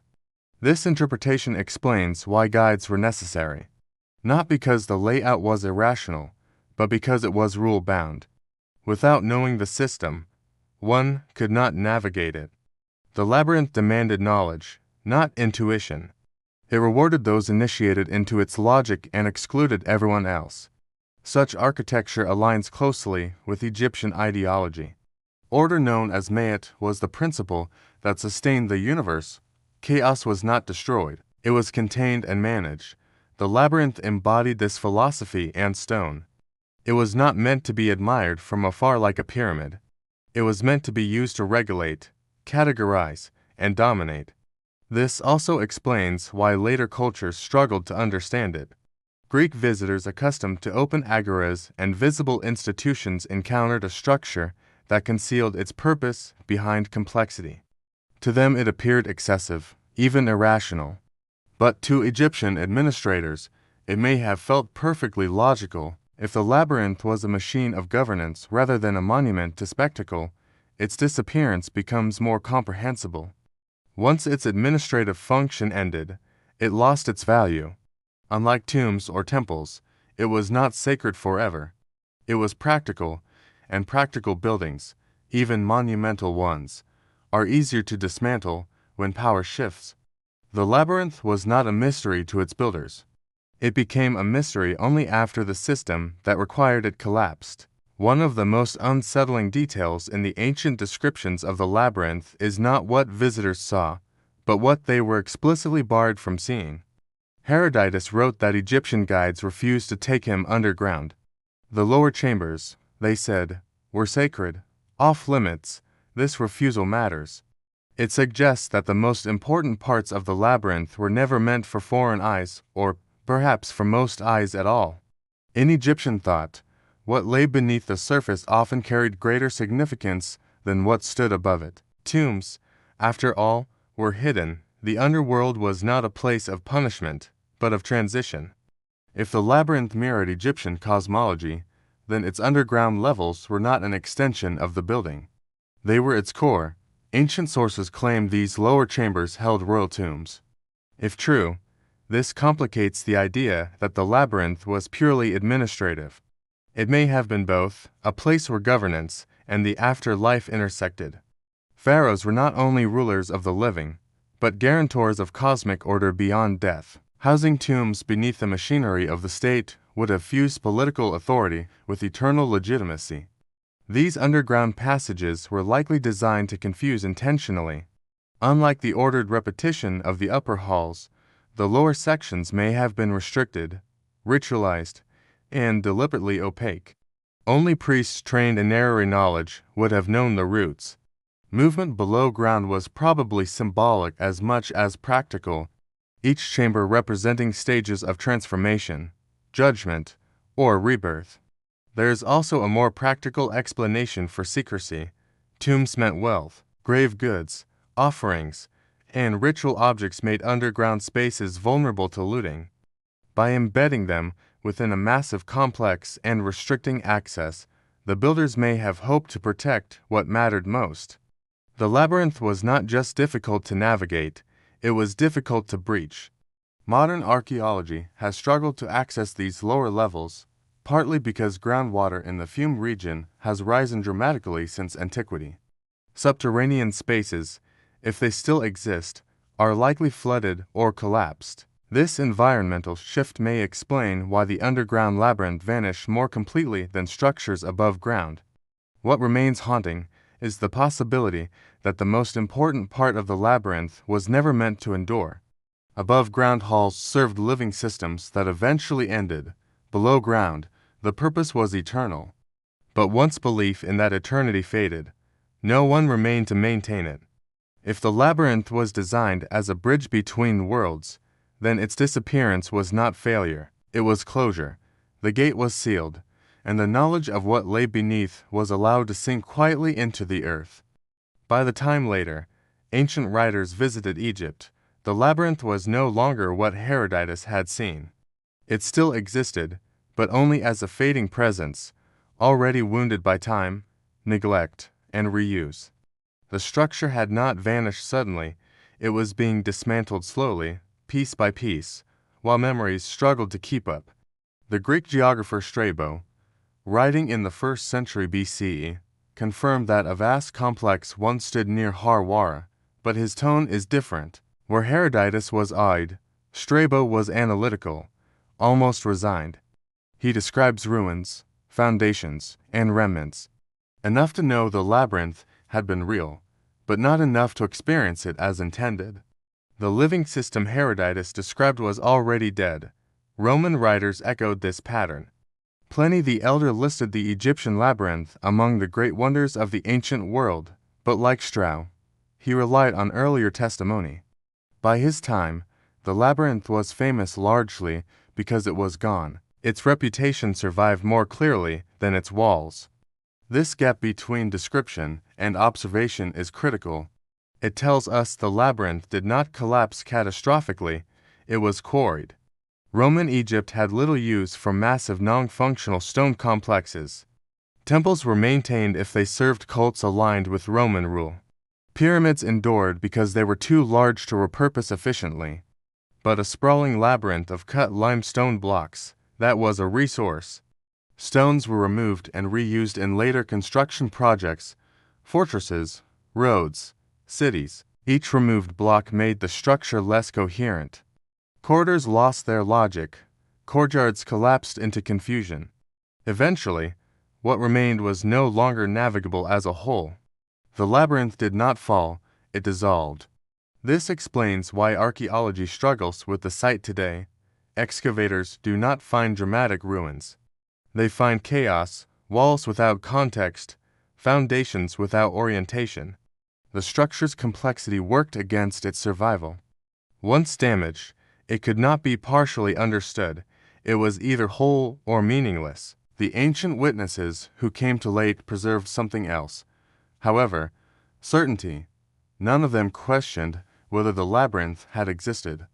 They debated its purpose, its scale, its symbolism, but not its reality. For them, its disappearance was the mystery, not its construction. In that sense, the labyrinth survived in the only form it could once stone failed, memory.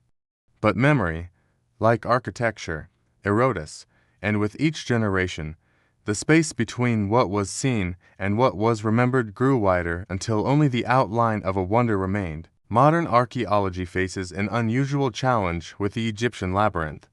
The problem is not too much material, but too little in the wrong places. Excavators know roughly where to look. Ancient texts are unusually consistent. The site near Harwara is correct. The period aligns with the reign of Amenhotep III, and yet, the monument described as greater than the pyramids refuses to reappear in recognizable form. Early archaeological work in the 19th century uncovered vast limestone foundations surrounding the Hawara pyramid. These remains were massive, tightly fitted, and far more extensive than a typical mortuary temple. Some explorers immediately suspected they had found traces of the labyrinth, others were more cautious. The foundations were impressive, but without intact walls, corridors, or inscriptions, certainty proved elusive. One major obstacle is water. The Fiume region has undergone dramatic environmental change since antiquity. Irrigation projects, rising groundwater, and agricultural expansion have saturated the subsoil. Any underground chambers, precisely the parts Herodotus was forbidden to see, are now likely flooded, collapsed, or buried beneath meters of sediment. Excavation becomes not just difficult, but destructive. Another problem is removal. Ancient quarrying stripped the site down to its bones. Later builders were efficient. They did not leave dramatic ruins behind. They carried the labyrinth away in blocks, reusing it across centuries. What archaeology encounters today is absence arranged by human hands, not natural decay. This has led to skepticism. Some scholars argue Herodotus exaggerated, mistaking a large temple complex for something mythic. Others suggest later writers amplified his account until the labyrinth became more idea than building. But this skepticism runs into a problem. Independent sources agree on scale, location, and function. Exaggeration alone cannot explain such consistency. More recent approaches focus less on reconstructing the labyrinth's appearance and more on understanding its footprint. Ground-penetrating radar and satellite imaging have revealed anomalies beneath the soil, rectilinear patterns, dense subsurface structures, unnatural symmetry. These do not confirm the labyrinth outright, but they suggest that something vast once occupied the space. Archaeology in this case must accept uncertainty. The labyrinth may never be recovered as a visible monument. Its remains are too fragmented, too altered, too buried. What survives instead is negative evidence, a shape defined by what is missing. The Lost Labyrinth forces archaeology into an uncomfortable position. It demands belief without spectacle, proof without preservation. And in doing so, it reminds us that not all wonders are meant to endure. Some are designed to vanish once the systems that required them disappear. As the Egyptian labyrinth faded from the landscape, another labyrinth grew louder in the imagination of the ancient world. The Greek maze of Crete. Over time, the two became entangled in memory. Even though they had little in common, one was real, administrative, and Egyptian. The other was mythic, monstrous, and Greek. But history has a habit of preferring stories over systems. Greek culture already had a word for labyrinth and a powerful narrative attached to it. The maze of Crete was built to contain a monster designed to deceive, confuse, and terrify. It was a place of exile and death. When later writers spoke of Egypt's labyrinth, audiences instinctively reached for familiar imagery. Corridors became traps. Complexity became malice. Purpose dissolved into legend. This shift mattered. The Egyptian labyrinth was not meant to be escaped from. It was meant to be navigated correctly. It rewarded knowledge, not brute force. But as Greek and later Roman interpretations dominated Mediterranean storytelling, the idea of a labyrinth transformed. A space of administration and ritual was reimagined as a space of danger. Once this happened, the Egyptian labyrinth lost its intellectual footing. It became harder to explain, harder to visualize, and easier to dismiss. A building that did not fit the mythic template was quietly sidelined. The wrong labyrinth won. Medieval writers inherited this confusion. They copied classical texts but filtered them through allegory. Labyrinths became symbols of sin, error, and spiritual confusion. Any attempt to understand the Egyptian structure on its own terms vanished. By the time Renaissance scholars returned to ancient sources, the labyrinth was already trapped inside metaphor. This is one reason modern audiences struggle with the concept. We expect a labyrinth to be a puzzle or a prison. The Egyptian labyrinth refuses both categories. It was neither game nor punishment. It was infrastructure elevated to monumentality. Memory reshaped it because memory needed drama. A building that organized land records and priestly authority does not survive easily in storytelling. A maze that kills heroes does. In this sense, the Egyptian labyrinth was not just physically dismantled. It was conceptually overwritten. Its story was replaced by something more exciting, more portable, and more fictional. To recover the lost labyrinth of Egypt requires more than excavation. It requires resisting the wrong story. It means accepting that one of the ancient world's greatest structures was impressive, not because it was mysterious, but because it was deliberate, and that its true nature was to orderly to survive in myth. Monuments usually survive because someone needs them to. Temples endure when worship continues. Pyramids endure because tombs inspire reverence, fear, and long after belief systems fade. The Egyptian labyrinth, by contrast, depended on relevance. Once it lost its function, it lost its protection. If the labyrinth was, as evidence suggests, a hybrid structure, part administrative center, part ceremonial complex, part symbolic map of the Egyptian state, then its fate was tied directly to the system it served. When that system changed, the building became obsolete in a way pyramids never did. You cannot easily repurpose a structure designed to embody bureaucracy and ritual logic. Once that logic dissolves, the Middle Kingdom, when the labyrinth was likely constructed, emphasized centralized control. Power flowed inward, records, authority, and ritual converged. But later periods favored different models. Political authority fractured, regional power increased. Foreign rulers arrived with their own administrative traditions. The labyrinth no longer made sense in practice or ideology. There was also no strong religious incentive to preserve it. Unlike temples dedicated to gods with enduring cults, the labyrinth does not appear to have been tied to a single deity worshipped continuously across centuries. Its meaning was institutional rather than devotional. When institutions fell, memory followed. Stone reuse accelerated this erasure. Egypt was not sentimental about unused monuments. Blocks were valuable. Transport was expensive. If a structure no longer served the living or the dead, it became a quarry. Over generations, the labyrinth was reduced from an integrated whole into scattered parts embedded in later buildings. Its identity lost even as its material survived. There may also have been deliberate forgetting. Structures that concentrate power leave uncomfortable legacies. New regimes often prefer to erase the architecture of centralized control, especially if it symbolizes a political order they wish to replace. Allowing the labyrinth to vanish was easier than confronting what it represented. Unlike the pyramids, which stood as silent, inert symbols, the labyrinth embodied process, movement, access, hierarchy.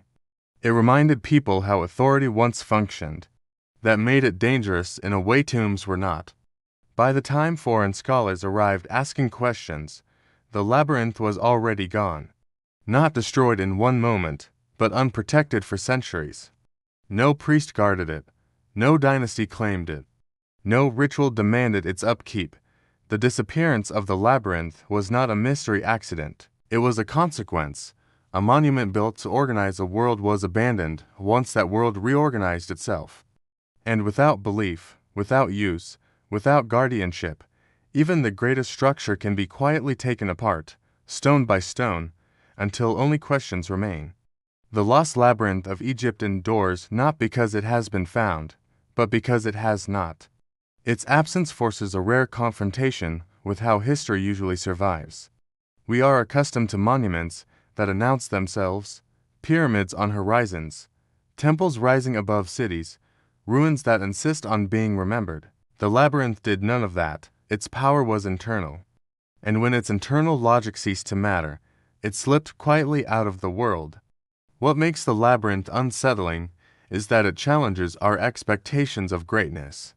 It was not built to glorify a single ruler in stone. It did not reach for the sky. It organized. It controlled. It processed people, authority, and ritual through space itself. In that sense, it feels strangely modern, closer to an institution than a monument. This may be why it was allowed to disappear so thoroughly. A pyramid can be admired even when misunderstood. A labyrinth built for governance cannot. Once its function vanished, it became incomprehensible, even embarrassing. Later generations inherited stone without meaning, and stone without meaning does not inspire preservation. The ancient writers who saw it understood this difference. Herodotus did not describe the labyrinth with the reverence reserved for tombs. He described it with amazement, mixed with unease. It was too much, too complex, too controlled. Even in his admiration, there is a sense that the structure exceeded what architecture was supposed to do. Modern fascination with the labyrinth often drifts towards speculation, hidden chambers, secret knowledge, lost technologies, but the truth may be more sobering. The labyrinth was not magical, it was effective. It represented a civilization confident enough to encode its power into stone systems so vast that individuals felt insignificant inside them. That kind of confidence rarely survives political change. When authority becomes contested, when centralized control weakens, architecture that once enforced order becomes a reminder of subjugation. Erasing it is easier than explaining it. The labyrinth's loss teaches a quiet lesson. Not all great works are meant to last. Some are designed for a moment in history when belief, power, and organization align perfectly. When that alignment breaks, entrance is no longer guaranteed. What remains is not a ruin, but a question. How many other structures, systems, and ways of organizing the world have vanished, not because they failed, but because they worked too well for a world that no longer wanted them. The Egyptian labyrinth may never be rediscovered in stone, but its true legacy is already visible in the realization that history remembers monuments of faith and death far more readily than monuments of control, and that absence more than any corridor or chamber is what still draws us back to it.